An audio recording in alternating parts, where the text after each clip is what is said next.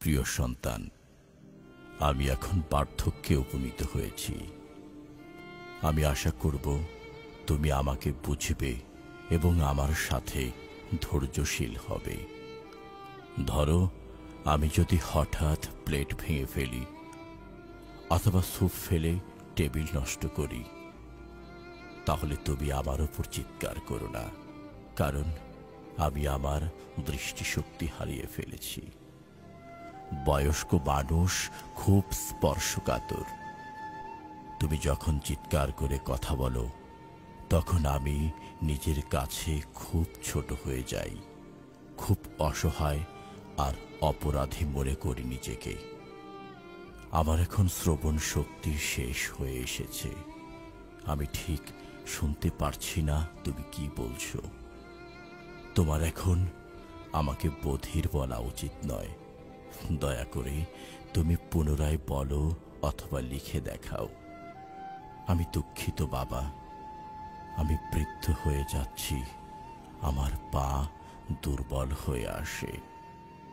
আমি মনে মনে চাই তোমার সে ধৈর্য থাকুক, আমাকে দাঁড়াতে সাহায্য করার মতো, যেভাবে আমি তোমার পাশে ছিলাম। তুমি যখন ছোট ছিলে, হাঁটতে শিখছিলে মাত্র, হাঁটি হাঁটি পা পা করে আমার হাতের আঙুল ধরে।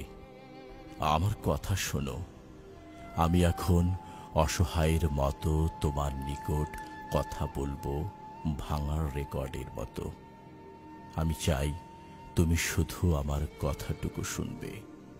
আমাকে নিয়ে ঠাট্টা করো না, অথবা আমার কথা শুনে বিরক্ত হইও না। তোমার মনে আছে, তুমি ছোট্ট থাকতে আমার কাছে একটা বেলুন চেয়েছিলে। সেটা না দেয়া পর্যন্ত তুমি আমাকে বারবার বারবার সেটাই বলতে। সারাক্ষণ জিজ্ঞাসা করতে, বাবা কখন দেবে, কখন দেবে। আমার গায়ের গন্ধ সহ্য করো। ছোট্ট বাচ্চাদের মতোই এখন আমার গন্ধ।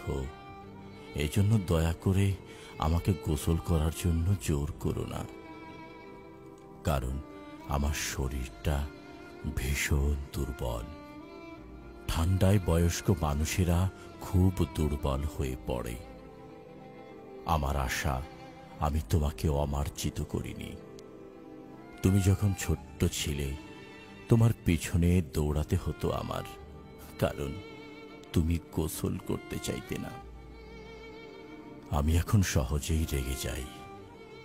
এটা অবশ্য বয়স্ক হবার একটা সাধারণ দোষ। বার্ধক্য আসলে তুমি নিজেই তা বুঝতে পারবে।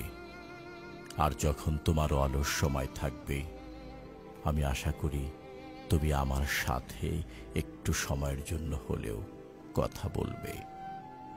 আমি এ সময় সর্বদা একাকিত্বে ভুগছি এবং কথা বলার মানুষ খুঁজি। আমি জানি তুমি ব্যস্ত থাকো কাজের মাঝে। যদিও তুমি আমার কথায় ও গল্পে আনন্দ না পাও, তবুও তুমি আমার জন্য কিছু সময় রেখো হাতে। তুমি যখন ছোট্ট ছিলে, তোমার কি মনে পড়ে, তোমার খেলনা ট্যাডি বিয়ারের কথাও আমি শুনতাম। আমার এখন অসুস্থ ও বিছানায় শায়িত হওয়ার সময়। তুমি কি আমার যত্ন করার মতো ধৈর্য রাখো, প্রিয় পুত্র? আমি আশা করি তুমি এতটুকু ধৈর্য রাখবে জীবনের শেষ মুহূর্তেও আমাকে দেখে রাখার জন্য। আমি হয়তো আর বেশি দিন বেঁচে থাকব না। যাই হোক, যখন আমার মৃত্যু আসবে, তুমি কি আমার হাত ধরে পাশে বসে থাকবে, যা আমাকে মৃত্যুর আলিঙ্গন করার জন্য সাহস যোগাবে? চিন্তা করো না, যখন আমার সৃষ্টিকর্তার সাথে দেখা হবে, আমি তার কাছে অবশ্যই বলবো তোমার প্রতি অনুগ্রহ করতে, কারণ তুমি তোমার বাবা মাকে ভালোবেসেছিলে। তোমার যত্ন ও সহমর্মিতার জন্য তোমার প্রতি অনেক অনেক দোয়া রইল। আমরা তোমাকে ভালোবাসি, হে প্রিয় সন্তান।